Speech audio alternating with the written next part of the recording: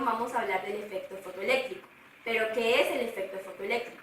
Es una de las formas en las que la luz interactúa con la materia, especialmente los fotones. Entonces, en este fenómeno, estas partículas de luz llamadas fotones interactúan con los electrones de un metal arrancándoles sus átomos. Un metal puede ser pensado como una serie de núcleos que tiene electrones a su alrededor, donde los que están alejados de él pueden circular libremente. Entonces, el movimiento de electrones produce una corriente eléctrica. Este fenómeno es aprovechado en las plantas solares que utilizan la luz del sol para convertirlo en energía. Este efecto se caracteriza porque para cada sustancia hay una frecuencia mínima o umbral de la radiación electromagnética por debajo de la cual no se producen fotoelectrones por más intensa que sea la radiación, y que la emisión electrónica aumenta cuando se incrementa la radiación y que incide sobre el metal, ya que hay disponible más carga para liberar energía. Bueno, ahora vamos a comenzar la simulación, para lo cual hemos descargado una aplicación, la cual tenemos previamente configurada para nuestro efecto. Entonces, vamos a comenzar poniendo una longitud de onda que no es visible al ojo humano, con una longitud de onda grande, es decir, una frecuencia baja. Y le damos rodar. Podemos observar que no hay desprendimiento de electrones, es decir, esta frecuencia está por debajo de la frecuencia umbral. Ahora vamos a cambiar la longitud de onda por una visible. Vamos a tomar la roja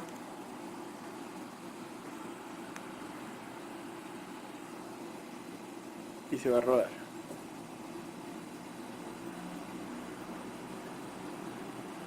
Se puede ver que no hay desprendimiento de electrones. Esto quiere decir que también esta frecuencia está por debajo de la frecuencia umbral, pero a pesar de que ya es visible. Vamos a tomar otra.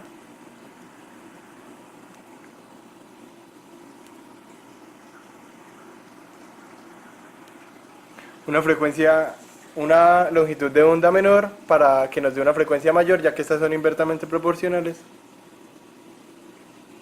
Y se puede observar que aquí sí hay desprendimiento de electrones.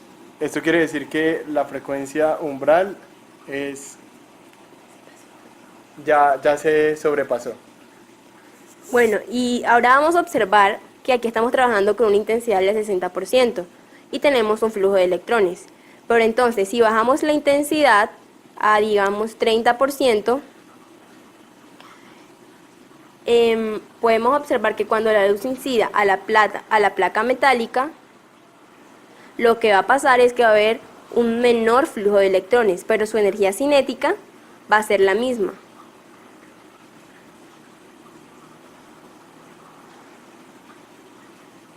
También podemos observar que si le cambiamos el voltaje a, digamos, un voltaje de menos 1,5,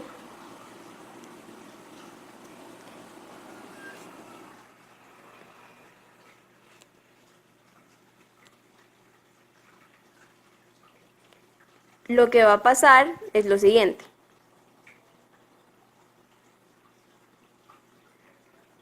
Podemos observar que los electrones alcanzan a desprenderse de la placa metálica, pero no llegan al otro lado, es decir, estos mismos se devuelven. Esto por la intervención de un voltaje negativo. Pero si por el contrario le ponemos un voltaje positivo,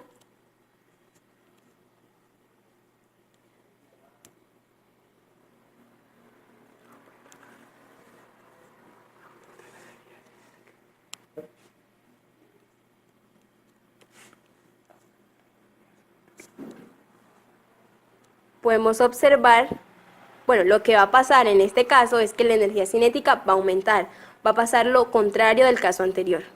No se van a devolver, sino que van a aumentar su velocidad. Ya que estos electrones se van a ver atraídos por la placa metálica con carga positiva. En este ejercicio tenemos que una superficie de potasio cuyo trabajo de extracción es 2.29 electronvolts incide a una radiación de 0.2 por 10 a la menos 6 metros de longitud de onda.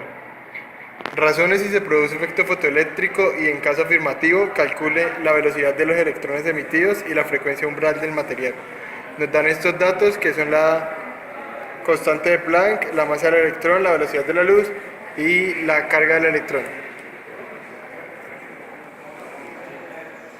Las ecuaciones que vamos a necesitar son las de la energía cinética, que son la constante de Planck por la frecuencia del fotón, menos el trabajo de extracción. Y la del trabajo de extracción, que es constante de Planck por frecuencia mínima o frecuencia... Nos preguntan si se produce o no efecto fotoeléctrico. Entonces lo que tenemos que comprobar es que la frecuencia sea mayor a la frecuencia mínima del material. Si esto que se cumple, sí se produce efecto fotoeléctrico. Para hallar la frecuencia de la luz tenemos la longitud de onda, entonces ya sabemos que la frecuencia es igual a la velocidad de la luz sobre lambda. Conocemos la velocidad de la luz y conocemos a lambda, entonces sería 3 por 10 a la 8 sobre 0,2 por 10 a la menos 6. Y esto nos da un valor de 1,5 por 10 a la 15 Hz. Listo, ya conocemos a eso. Ahora tenemos que encontrar la frecuencia mínima del material. Como el ejercicio nos provee el trabajo de extracción, podemos reemplazarlo acá, pero no sin antes convertirlo en el sistema internacional. Entonces tenemos que 2,29 electronvolts. Un electronvolts equivalen a 1,6 por 10 a la menos 19. Esto nos da el trabajo de extracción en joules, que es 3,66 por 10 a la menos 19 joules. Ahora sí podemos proceder a reemplazar. 3,66 por 10 a la menos 19 es igual a la constante de Planck, que es 6,6 por 10 a la menos 34 por la frecuencia mínima, que es la que vamos a despejar. Despejando de esta ecuación, tenemos que la frecuencia mínima es igual a 5,55 por 10 a la 14 Hz. Listo. Entonces tenemos que 1,5 por 10 a la 15, que es la frecuencia de la luz incidente, es mayor que 5,5 por 10 a la 14. Por lo tanto, podemos concluir que sí se produce efecto fotoeléctrico. La velocidad de los electrones. Primero vamos a despejar la energía cinética, ya teniendo con esta ecuación que nos da la constante de Planck por la frecuencia menos el trabajo de extracción. Esto nos sería la constante de Planck por la frecuencia, nos da 9,96 por 10 a la menos 19, y el trabajo de extracción es el que calculamos acá y nos da 3,66 por 10 a la menos 19, y esto nos da 6,29 por 10 a la menos 19. Entonces ahora, ya que tenemos la energía cinética, vamos a aplicar que energía cinética es igual a 1/2 de la masa por la velocidad al cuadrado. Vamos a despejar la velocidad al cuadrado de acá y este valor nos da 1,17 por 10 a la 6